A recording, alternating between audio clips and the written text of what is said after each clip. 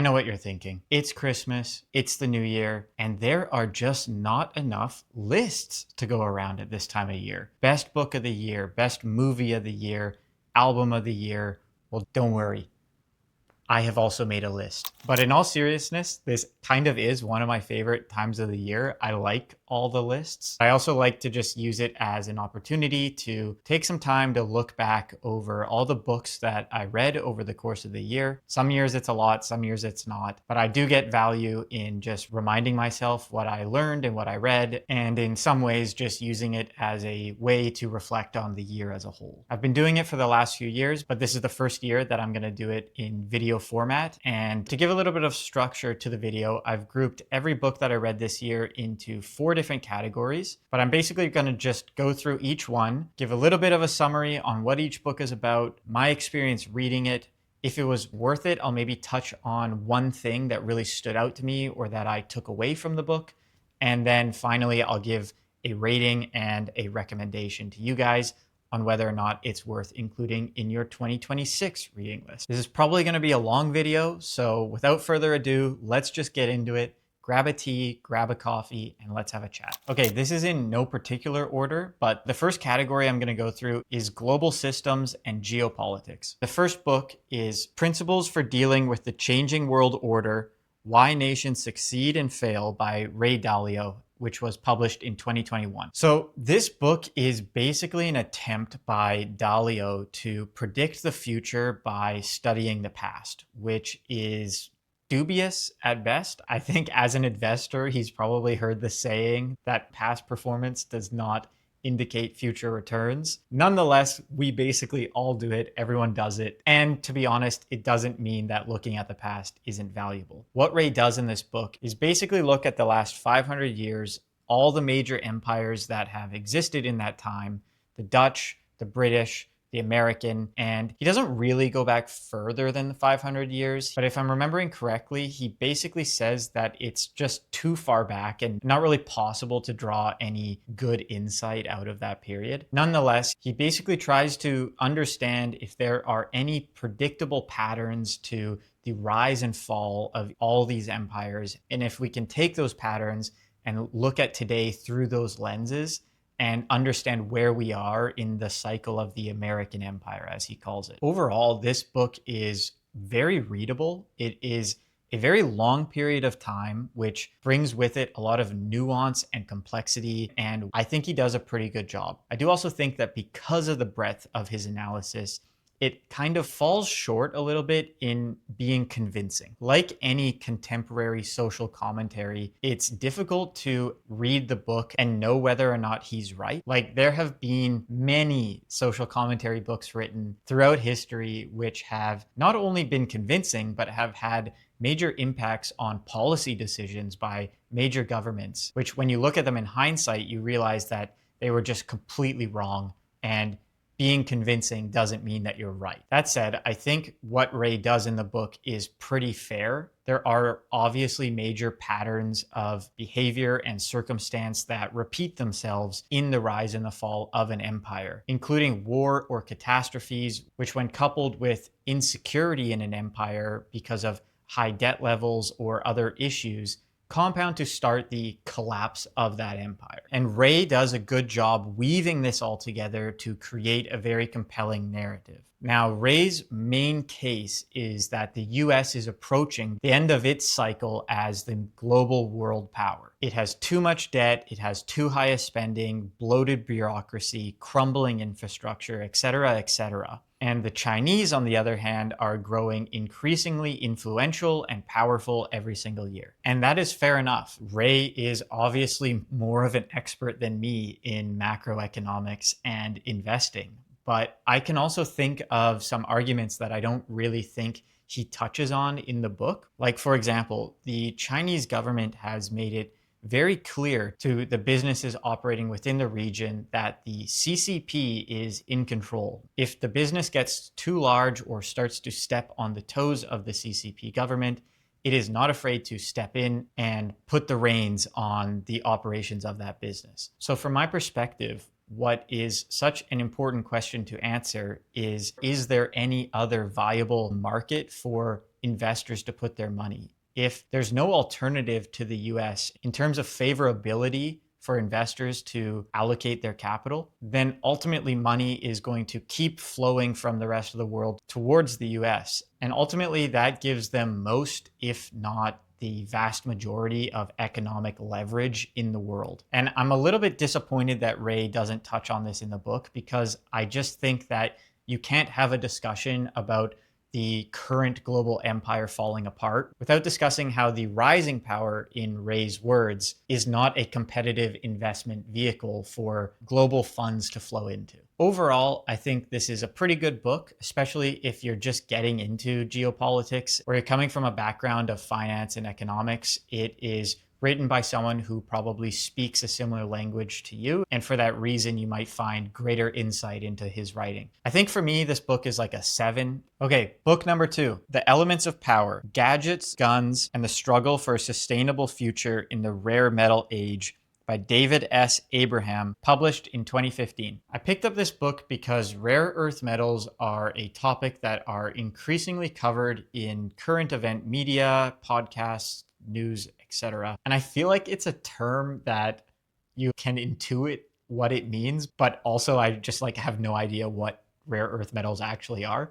So I felt like I needed to understand both what they actually are and why they are actually important. So when I was doing my research, this book came up as a very well-balanced read in terms of being comprehensive, being accurate, but also being accessible and staying away from a lot of industry jargon and chemistry that comes along with the rare earth metal topic, and instead sticks to the complexities behind mining and processing and the global supply chain, which is what this topic is all about. The basic gist of the book is that rare earth metals are actually not rare. They are found all over the world, basically anywhere you can think of. But the mining and the processing of the ore is incredibly difficult, incredibly complicated, very dirty, and it has been something that we have outsourced to other parts of the world, namely China. Yet, as our technology continues to exponentially advance, our needs for it continue to increase. So China has this huge advantage in terms of being able to produce it, and therefore also an advantage in terms of being able to restrict it from other parts of the world and not allow them to use it, and therefore lose the ability to build just about any technology product you can think of. Some of these rare earth metals are used in your flat screen TVs to make the colors brighter, or they are used in chips to make magnets much stronger and last longer, which are needed for electric vehicles, etc., etc. It's basically all encompassing in terms of their use case and very limited in terms of where they come from. And that is why it is such a hot topic nowadays. In terms of my experience reading it, this is genuinely an extremely fascinating subject. The book is pretty dense. There's not a lot of narrative included to fluff out the pages, although there is some. I don't think the book suffers from its density in terms of losing the ability to engage the reader because it is too dense to be interesting. One of the things that I found really interesting when reading was the natural advantage some areas of China have in producing some of these rare earths. So for example, there is an area in China, which I can't remember the name of it, but it is a generally poor region. And the ground there is made of dry, loosely packed clay, which is also richly dense with one of these rare earths. And everywhere else in the world, it is very difficult to get this ore. But here in this one specific region, the farmers are basically able to have a side gig just breaking up the clay on the ground and dumping it into these vats of acid, which sort of break down and refine the ore into a sellable material. Now, unfortunately, you can probably imagine it's not great for your health to be spending time around vats of acid. And the pollution to the environment in this region contributes to a lot of poor health outcomes for the residents. And again, that goes back to the difficulty with these rare earths in that we outsource the production of it to other countries where workers' rights and environmental safety concerns are less strict. So we push the burden to other countries and now we're dependent on them. Overall, I would give this book a 9. It's an awesome book. I highly recommend reading it, especially if you're interested in technology, supply chains, global current events, US, China, all the hot topics at the moment. It's almost 10 years old, but it is, I think, just as relevant as it was when it was published, if not more so. And I definitely recommend checking it out in 2026. Okay, the next book is Breakneck, China's Quest to Engineer the Future by Dan Wang. And this is, I think, the only book on my list that was published in 2025. Dan is a Chinese Canadian citizen, born in China, raised in Canada, and educated in the United States, who now is a pretty well-known writer on technology and China-US relations. What this book basically does is break down the ideology of America and China into a two-sided conceptual framework for understanding each country as well as their relation to each other. He basically points out how all the people in the US government are essentially trained lawyers. And what lawyers do and what lawyers care about are writing laws and creating processes. And this in turn creates a lot of bureaucracy, which means that the US government moves very slowly. The background of much of the Chinese government, on the other hand, are engineers. And what engineers do best are build things. And the distinction between what he calls the lawyerly society and the engineering society allows Dan to analyze both countries, mostly China, in terms of its desires, its functionality, its strengths, its weaknesses, and possibly its outcomes. The engineering mindset of the Chinese government is fundamentally what has allowed the country to become what it is today, with massive mega projects, shining infrastructure, a catapultization of wealth across a large chunk of the demographic. It is, however, also its biggest weakness. The engineering mindset seeks to control both the economy as well as the population through social engineering rules like the One China policy or Zero COVID. And Dan goes into great depth on both of these policies and the catastrophic outcomes that each of them has had in terms of the reputation of the CCP globally and within the borders of China, but also through the pure horror that the enforcement of these policies took on individual people. And there are some passages in this book that are quite hard to read, honestly, in terms of the brutality that some people experienced at the hand of the CCP government. I think overall, this book is the single best source of information I've read on the current state of China as a geopolitical entity. It is nuanced and well-balanced, and Dan's framework of the engineering versus lawyerly mindset is extremely helpful for an outsider like me to understand the actions of both governments. Ultimately, I think Dan's point is that both governments have a lot that they could learn from each other in terms of making the world as a whole a better place. But at the same time, after hearing about Dan's experiences and the experiences of people in the past, I also walked away from this book very grateful that I live in the West. This book is another 9 for me and definitely worth reading. All right, book number 4. I've been recording for almost an hour and I'm only on book number 4. JFK and The Unspeakable, Why He Died and Why It Matters by James W. Douglas. Now, JFK and The Unspeakable is an incredibly well-researched deep dive into the assassination of JFK. It's less of an analysis on how it happened and more of an analysis on why it happened. The question that Douglas tries to answer is, why did so many people want him dead? And it basically boils down to, after the Cuban Missile Crisis, JFK and Gorbachev, leader of the Soviet Union at the time, saw into the depths of what James Douglas calls the unspeakable: existential nuclear war and the end of the world. And it was after that point that JFK essentially decided that he had to end the Cold War. He began pushing for peace, denuclearization, and having secret conversations with Gorbachev. The problem is that this went against much of the public sentiment, much of the government, including the CIA, as well as the military-industrial complex. There was a saying at the time called "better dead than red," and I think that illustrates just how little anyone wanted the Cold War to end. To end the Cold War was seen to admit defeat to communism. And then finally, he lays out what JFK's death really meant for Americans and the global population as a whole. Honestly, I'm very torn on this book. It is very well researched, it is very well synthesized, and it is very coherent in terms of illuminating many of the shadows and lack of clarity around many of the details regarding JFK's death. At the same time, it is very dry. There is almost no narrative to it at all. And Douglas seems to be writing to somebody who already has a lot of background knowledge on the topic. He doesn't spend very much time explaining in a way that you might to someone coming into the discussion with basically zero background knowledge whatsoever.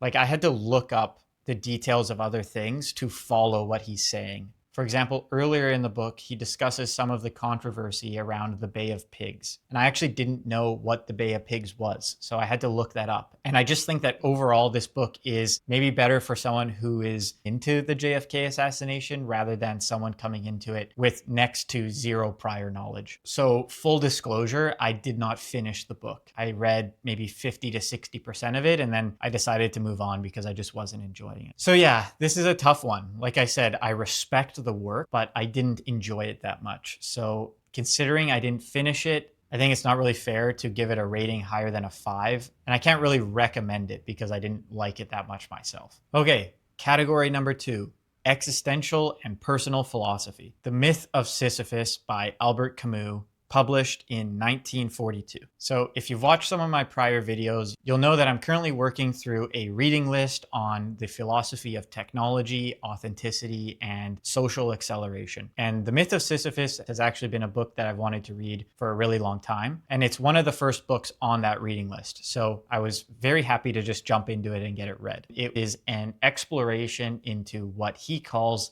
the absurd. Absurdity, he says, is a feeling or a situation that arises only between comparison of two separate things that cannot be reconciled. And for him, the biggest absurdity is the cosmic void between human beings' intrinsic need to find meaning and the apparent lack thereof in the universe, or at least the universe's refusal to show us one. It's pretty heavy stuff, and it was written by Camus during the occupation of France by Nazi Germany. So it's maybe not surprising that a lot of the conversation revolves around the idea of suicide and the lack of meaning in our lives. Ultimately, though, I think his perspective is one of optimism. It's not really that we must find meaning or that we must accept that there is no meaning. It's more that we cannot know what that meaning is, and that lack of knowing is something that we can rebel against. We as people can push back against the absurd instead of suicide or philosophical suicide, which is the term he uses for people who embrace the idea of religion or science or something else to explain meaning in the universe despite them not actually knowing. His perspective is that we basically all have a limited time on this earth and that we should spend it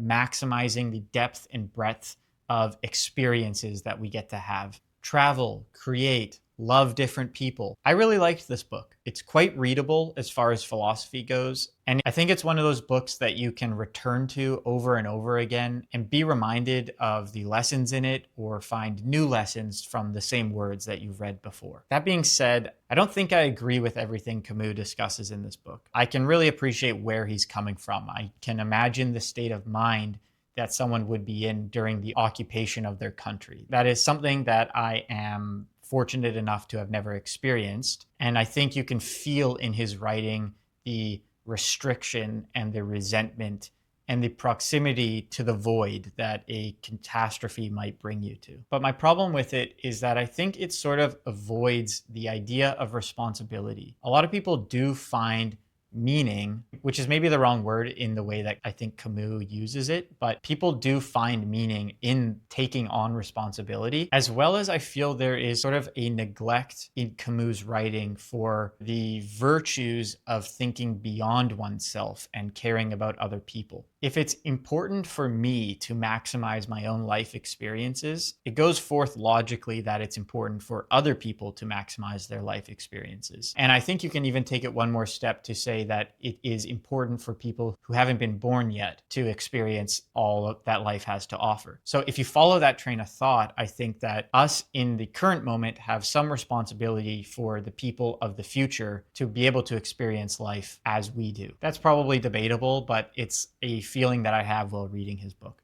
Anyway, again, I really liked this book. I think this is another 9, maybe the third 9 in a row. I had a pretty good run here when I was reading these books. And I think it says a lot that I would want to read this book again, which is, if you know me, something that I never do. I never reread books. I never rewatch movies. So the fact that I want to do that is a big compliment to Camus and his ability to make me think. Okay, the next book, At the Existentialist Cafe by Sarah Bakewell, published in 2016. I have a whole video just on this book on my channel, so you can go and check that out, but I'll try to keep it super fast. Basically, it is a very narrative-like, easy read of the golden era of existential philosophy, told through the lives of the philosophers rather than discussing their writing in a very academic way. Before reading this book, my experience with philosophy was more or less a Phil 101 and 102 course that I took in university 10 years ago, which didn't really even touch on existentialism. So I was basically coming into this as a blank slate. And personally, I thought that this book was a brilliant introduction to existentialism. It is not an academic book. It is not something that you're going to walk away from with a complete understanding of the ideas of Heidegger. I always say this wrong, but the ideas of Heidegger or Sartre or any of the other authors that she discusses. But I do think you will come out of it with an excitement and a larger interest in the subject. I think that this is a perfect book to grab and read while you're on vacation, maybe by a beach somewhere, when you have the time to think deeply about a topic or an idea, but also don't really want to think that deeply on a topic and just want some light reading or something to keep you engaged while you soak up the sun. Overall, I'll give it an 8, maybe an 8.5, and say that it's definitely worth a read. Next book, The Ethics of Authenticity by Charles Taylor, published in 1991. This is another book from my current learning plan and another book that I already have a full video on my channel. So again, you can go check that out. And I'm going to try to keep this section short. Essentially, this book is like a casual journal entry or meditation by Charles Taylor on what the virtue of authenticity actually is. He basically argues that we as a society, this was written in the 90s, are too obsessed with individualism and the narcissistic aspects of individualism. And he says that living an authentic life requires living as an individual in front of a horizon of significance that is made up of our culture and other people and our history. And you can't separate yourself from those. We have to live as an individual and engage with those ideas in order to properly find balance between individualism and living authentically. I personally absolutely loved reading this book. It gave me so much to think about at basically every chapter, and I was constantly having my mind blown while reading it. Overall, I don't think this book is for everyone. It's a very niche topic. Authenticity is one of those things that we all sort of intuitively know, but can't really put our finger on. And if you're interested in hearing Charles Taylor's thoughts on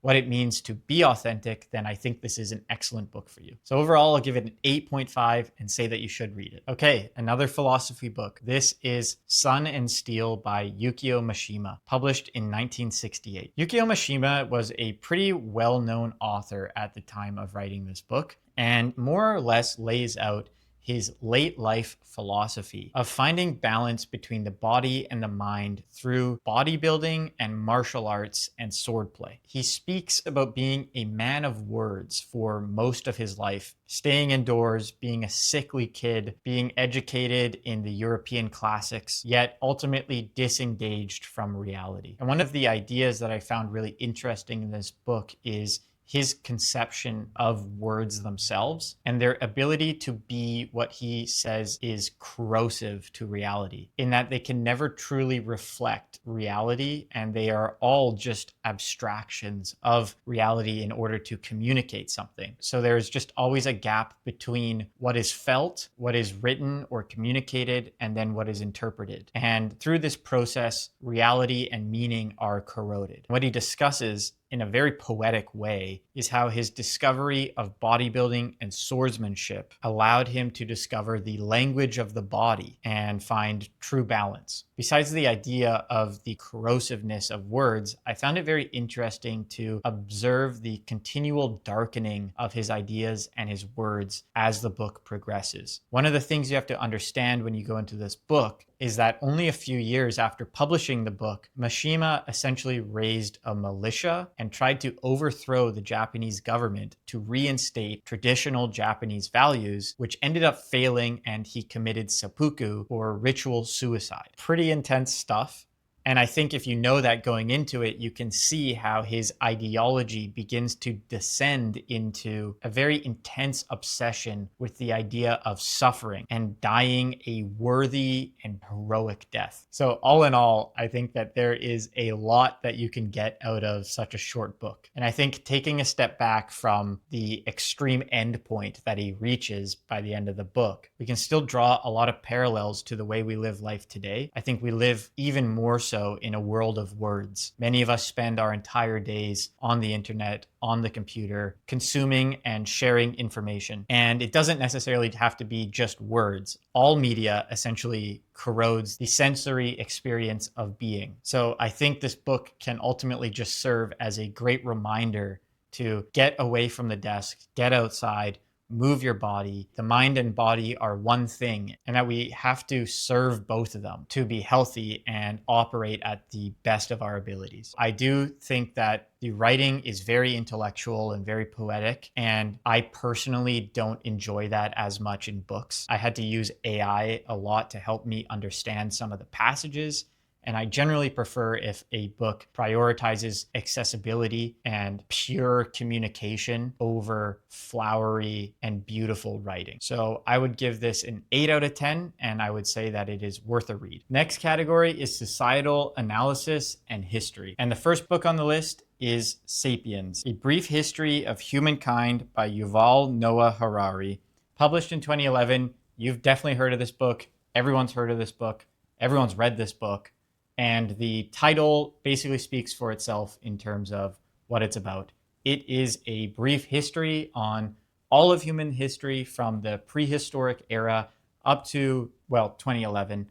And it basically walks the reader through the era of hunters and gatherers, agriculture, the invention of writing, money, religion, industry, and all the way to the future and what the future of humanity might look like. I actually debated including this book in this list because I have a few caveats in terms of my experience reading it. The first is that I read this book in Italian. The writing in this book is quite practical and uses pretty common language that is easy to understand. And for that reason, I thought it might be a good source of learning material around my level of Italian that I would find interesting and would make the consumption of Italian media more interesting for me. But I'm also pretty bad at Italian. I'm not fluent. I'm probably around a B1 level in terms of the European scale of language proficiency.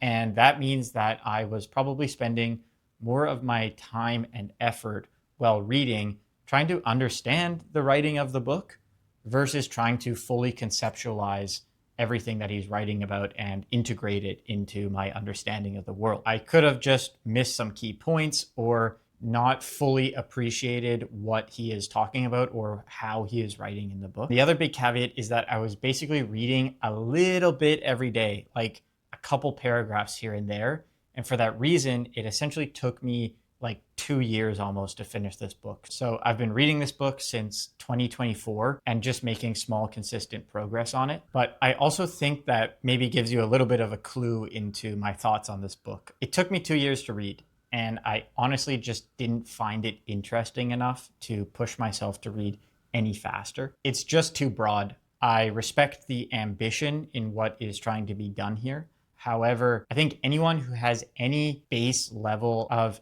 history and has maybe taken a few different humanities courses in university is going to be coming into this book with a lot of the knowledge that this book attempts to endow the reader with. So again, I don't know how much I need to qualify my rating and opinion on this book. I think I'm not really the right target audience for it. I'm going to give it a 5. That's my personal rating. But I can understand if this was a very illuminating book for someone else and they loved it. Okay, next book in the category is How to Do Nothing by Jenny Odell. This book, honest to God, I still barely know what it's about. This book is so weird. I've spent a lot of time since reading this book, not necessarily thinking about what it discusses, but more so trying to wrap my head around what it is about. It is a book that's on my learning plan right now, which is why I read it. And I'm trying to also read books that are outside the scope of works that I usually consume and challenge my perspectives in life. And I thought this book might be that. I don't know what it is, to be honest with you. It's so weird. Here's my take. The book is mistitled. The how to do nothing part is fine, but the resisting the attention economy is off the mark. What it really is, I think, is resisting the economy as a whole. It's basically an argument for all of us to try to spend less time trying to be productive and, importantly, not being economically valuable to anyone else. So again, it's a very weird subject. I think maybe you could have a pretty interesting conversation about that. For example, the first chapter discusses an old Chinese folk story about a tree that is so gnarled and knotted that the logger just skips right past it. And the lesson of the story is essentially that the uselessness of the tree is exactly what allows it to continue surviving. And that idea of uselessness is what Jenny tries to promote in the rest of the book, I think. But again, the rest of the book is just so hard to follow in terms of a coherent argument. She wants us to be less connected, but not fully disengaged. And she spends a lot of time in the book painting the picture of what she means through her hobby of bird watching, because bird watching is unproductive and is not profitable for anyone else. Whereas playing video games or going to a gym or something, someone else is profiting off that. So it's somehow a worse use of our time. Yeah. I really struggle with this book. It definitely achieved the goal of pushing me to consider perspectives beyond what I normally think about. Overall, I don't know if this is a 4 or an 8. So I'm just going to give it a 6 and say that it's probably worth skipping. Okay, finally, the last category, health and human biology. And the first book is Outlive, The Science of Art and Longevity by Peter Attia. This is another super popular book. Peter Attia is obviously a very well-known person in the health and fitness industry. And this book is part personal journal on his own journey with health and fitness, as well as a very practical guide on staving off what he calls the 4 horsemen of death, which are cardiovascular disease, neurodegenerative disease, cancer, and metabolic disease like type 2 diabetes. His take is that all of these might actually be sourced from the same problem, which is metabolic disease that just presents itself in different ways. And after walking the reader through this argument, he then presents his recommendations as a doctor into how to keep these diseases at bay for as long as possible, allowing you to live not only a long life, but also a life of high quality for longer. And at a very high level, this is basically done through nutrition, exercise, prioritizing sleep, and taking care of your mental health and stress levels. I read this book because for the most part, I have always been a pretty active and healthy person, but the final year of my studying and working towards receiving my CPA designation coincided with a lot of what I would call bad health events in my family and personally. And it really pushed me to accept and understand the truth behind the saying health is wealth, and that staying healthy is really the most important thing, and that our health is the basis for everything else that comes after. So after achieving my CPA, I really made a commitment to try to get my health back to basically as good as I could get it from there. And I kept seeing this book around, so I thought I would give it a go. It does a very good job of avoiding a lot of the technical biology that I don't have the background to understand, while effectively communicating the most important stuff with a lot of data and charts and anecdotes, which are ultimately convincing in my opinion. What I really liked about the book was the reasonableness of it all. There is so much health advice out there that is extremely dogmatic, very weird. So I can just really appreciate someone coming at it from a perspective of science and practice, but also being reasonable and avoiding any extreme advice like the cutting out of an entire food group. Overall, I would probably give this book a 7.5. I think it can be basically summarized as eat healthy, sleep a lot, exercise as much as you can, and don't allow yourself to live in a constant state of stress, which is pretty intuitive, but he does it in a way that is enjoyable and is a good reminder to keep those things front of mind. So I would say give it a read. And finally, the last book on the list. This was the book that I read directly after Outlive because it popped up on some of my feeds and I was already in that state of mind. And that is Why We Get Sick, The Hidden Epidemic at the Root of Most Chronic Disease and How to Fight It by Ben Bikman, published in 2020. Ben Bikman is a PhD in bioenergetics. I don't even know what that is, to be honest, but he essentially makes the argument in the book that the reason all of us get sick with chronic disease is due to insulin resistance, which is a metabolic disease similar to what Peter Attia talks about in Outlive. So overall, I'm pretty positive on this book. It's also quite reasonable, which I appreciate. However, it is kind of the same book as Outlive, so I don't think you need to read both of them. I would give this one another 7.5. I would say pick whatever one you want. Both authors have plenty of content on the internet, so you can listen to what they have to say and read the one that you like more. I don't think it's worth reading both of them. Okay, we're done. If you did like that video, you might like this video over here, which is my most recent book review and goes into a lot more depth on the ethics of authenticity. Other than that, thank you for watching. Have a great Christmas, have a great New Year's, or whatever else you celebrate, and I will see you next week.